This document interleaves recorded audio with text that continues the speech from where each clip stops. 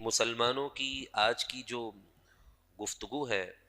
اور مسلمانوں کے آج کے حالات اس قدر بہرہ روی کا شکار ہیں کہ ایک دوسرے سے لڑنے کے سوا مسلمانوں کے پاس کوئی کام بچا نہیں ہے، اور لڑائی کی اور حسد کی، برائیوں کی اور جھگڑے کی جو سب سے بڑی وجہ ہے وہ ہے ہماری زبان۔ اگر آپ اور میں اس بات پر غور کر لیں کہ ہم نے اپنی زبان کی حفاظت کیسے کرنی ہے، تو ہمارے لیے رمضان المبارک کی بابرکت پرنور ساعتیں ہیں، اس میں وقت گزارنا ہمارے لیے آسان ہو جائے گا۔ آپ نے عموماً یہ غور کیا ہوگا کہ لوگ رمضان شریف میں چڑچڑے ہو جاتے ہیں،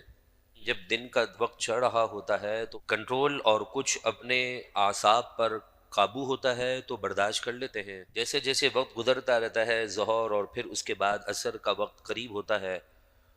تو اعصاب پر کنٹرول انسان کھو بیٹھتا ہے اور لڑائی جھگڑوں کی طرف اتر آتا ہے، اور ساتھ میں ایک جملہ ضرور کہتا ہے کہ بھائی مجھ سے بات مت کرو، میں روزے سے ہوں۔ اس کی وجہ یہ ہے کہ ہم نے عام دنوں میں 11 مہینے کے اندر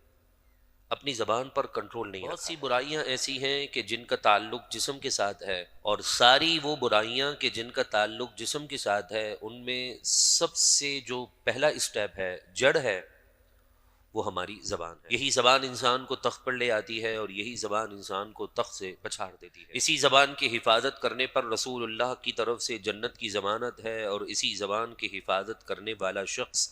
حضور کی نظر میں کامل مومن ہے۔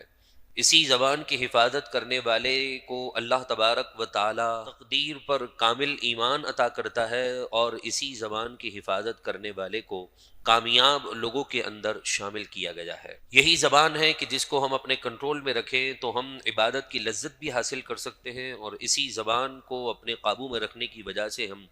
رب کی رضا بھی اچھے انداز میں حاصل کر سکتے ہیں۔